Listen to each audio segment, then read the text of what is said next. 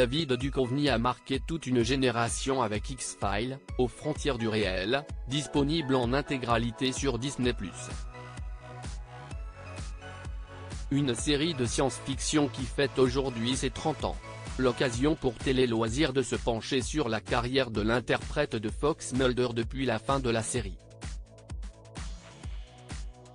Après avoir tourné dans de multiples longs métrages, dont la majorité est passée inaperçue au cinéma, David Duchovny a vu sa carrière prendre un autre tournant au début des années 1990 lorsqu'il a intégré le casting de X-Files, aux frontières du réel, une série dont les 11 saisons sont disponibles sur la plateforme Disney+.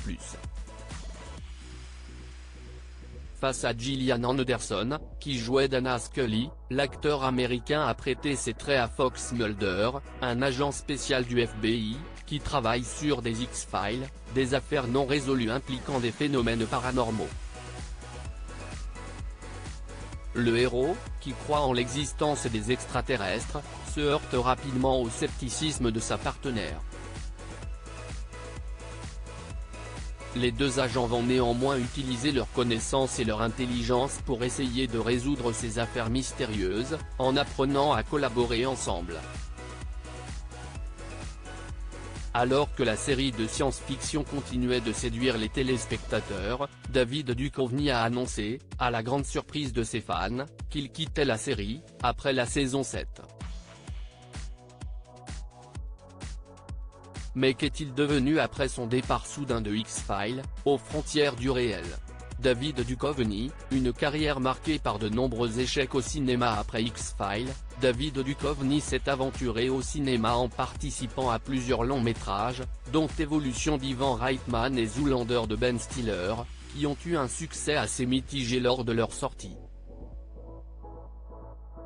L'acteur de 63 ans a néanmoins poursuivi sur sa lancée en intégrant le casting du film Full Frontal, avant de donner la réplique à Toni Collette dans la comédie indépendante Connie et Carla.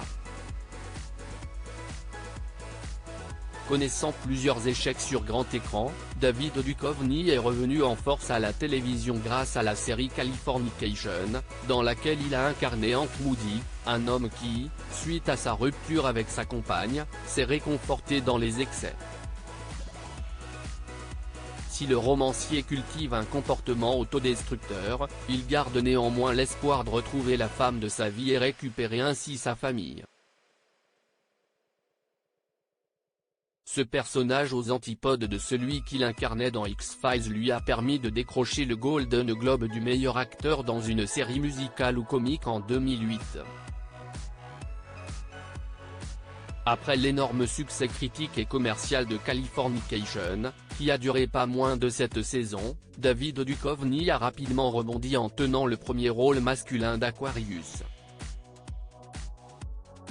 Créé par John McNamara, The Magicians, ce drame policier suit la vie de Sam Odiak, un sergent de la police de Los Angeles, qui se lance à la recherche de la fille d'une vieille idylle. Avec l'aide de Brian Chaffee, Grey Damon, un jeune policier idéaliste, il va petit à petit se rendre compte que toutes les recherches mènent à un seul homme, Charles Manson. Le retour surprise de X-Files peu de temps après l'annulation d'Aquarius, qui a duré 2 saisons, David Duchovny a repris le rôle qu'il a fait connaître dans le monde entier. En 2016, l'acteur a accepté d'enfiler à nouveau le costume de Fox Mulder, plus de 14 ans après le lancement de X-Files.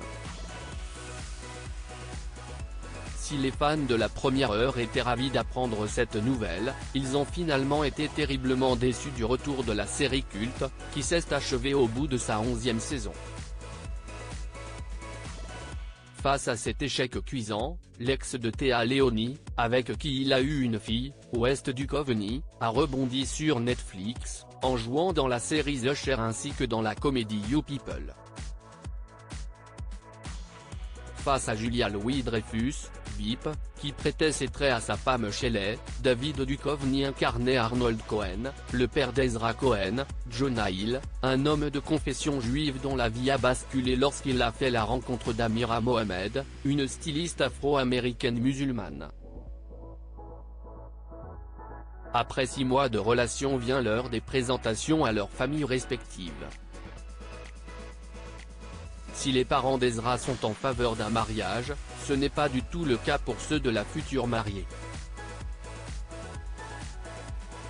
Disponible dès le 27 janvier dernier, la comédie de Kenya Barry, à qui l'on doit la série Blackish, a rapidement grimpé au sommet du top 10 Netflix, cumulant plus de 55 millions d'heures de visionnage pour ses 5 premiers jours. Un succès d'autant plus étonnant que le film a été très largement critiqué par la presse et les abonnés. Article écrit en collaboration avec 6 Médias.